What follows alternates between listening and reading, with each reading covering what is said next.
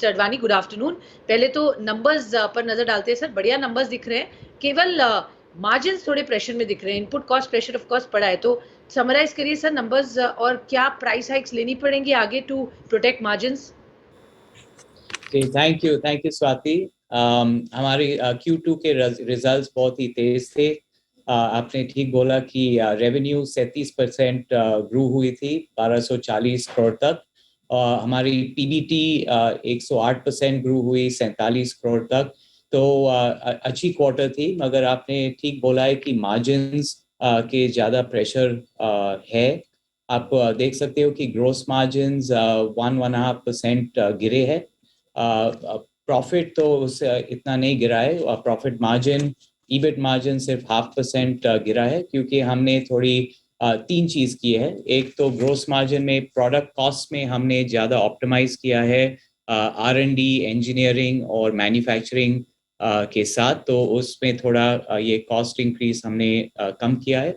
उसके अलावा वॉल्यूम्स भी ग्रो हुए हैं, तो उसके वजह से ऑपरेटिंग कॉस्ट की कुछ लेवरेज भी आई है। ये तो H1 के लिए ये ठीक हुआ है, मगर जब ये हम आगे देखते हैं तो रॉ मटेरियल प्राइसेस और लॉजिस्टिक्स कॉस्ट दोनों बढ़ रहे हैं। ब्लू स्टार ने सितंबर 1 तारीख को ही प्राइस इंक्रीसेस इम्प्लीमेंट किया है 3% के। ये बेनिफिट तो हमें Q3 में मिलेगी। तो हमें लगता है कि रॉ मटेरियल प्राइस और लॉजिस्टिक्स प्राइसेस के और भी चढ़ेंगे, मगर ब्लू स्टार के मार्जिन्स हम मेंटेन करेंगे Q3 के लिए। उसके आगे अभी हमें कम विजिबिलिटी है। हमें देखना पड़ेगा कि ये कॉस्ट कैसे सेटल होते हैं। अगर कॉस्ट बढ़ते रहते हैं तो हमें फिर से दो चीज करने पड़ेंगे, एक तो प्राइस इंक्रीसेस और दो हमारे cost optimisation. Okay, sure, okay. तो मार्जिन मेंटेन करने की यहाँ पर प्लान है सर। ग्रोथ नंबर्स बढ़िया दिख रहे हैं, ऑब्वियसली गुड रेवेन्यू यहाँ पर रोज बाय 37% जैसे आपने शुरू में कहा। किस तरीके की फेस्टिव सेल्स एंड मोमेंटम दिख रहा है, नवरात्रि में कैसा रहा, और अब before Diwali on ground demand कैसी आ रही है? आर यू सेइंग कि ये रिकॉर्ड फेस्टिव सीजन हो सकता है या थोड़ा सा सॉफ्टनेस दिख रही है? हाँ, तो अगर आप हमारे सेगमेंट रिजल्ट्स देखोगे तो आपको दिखेगा कि सेगमेंट 2 जो हमारे B2C बिजनेस है, रूम AC एक्सेट्रा, जब हम कोविड लेवल्स से कंपेयर करते हैं, प्री कोविड लेवल के पर कंपेयर करते हैं, तो आप देख सकते हो कि Q2 में ही हमने 20% ग्रो हुआ प्री कोविड लेवल से। तो Q2 FY20 से Q2 FY22 का कंपैरिजन में आप देखोगे कि रेवेन्यू 20% बढ़ा है।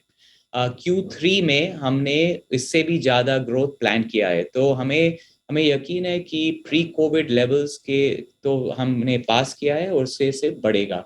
अभी फेस्टिव सीजन में क्या हुआ है कि दशहरा तक, नवरात्रि और दशहरा तक सेल्स बहुत ही स्ट्रांग थे।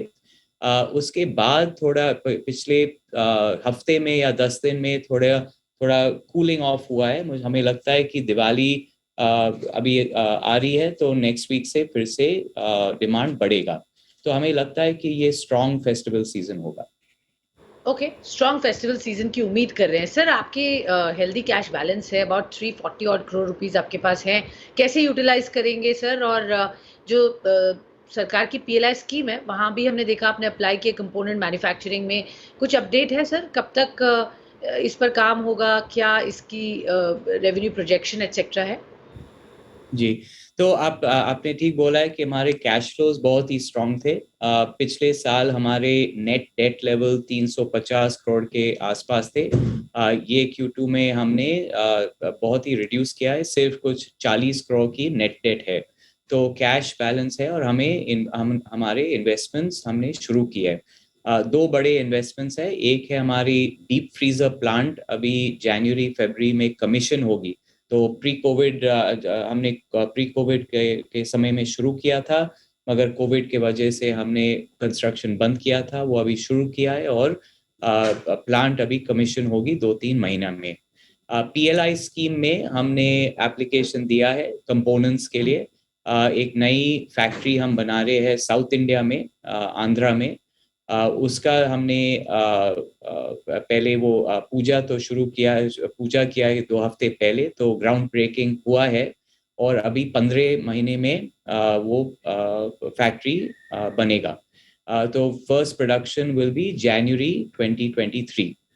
तो ये 2 बड़े इन्वेस्टमेंट्स है हमारे। उसके अलावा काफ़ी इन्वेस्टमेंट्स जा रहे हैं डिजिटल टेक्नोलॉजी में, जिससे हमारे सर्विस बिजनेस बढ़ सकता है और जिससे हमारे सेल्स एफिशिएंसी बढ़ सकता है। तो ओके 2 फैक्ट्री और डिजिटल में। ओके जहाँ पर आप एक्सपेंशन और कैपेक्स करेंगे, वेरी क्विकली सर, कोई प्लान है दिवाली पर या दिवाली के आसपास या उसके बाद शेयर होल्डर्स को रिवॉर्ड करने का, सिंस बुक्स काफ़ी हेल्दी हैं और आपके पास कैश रिजर्व्स भी अच्छे हैं?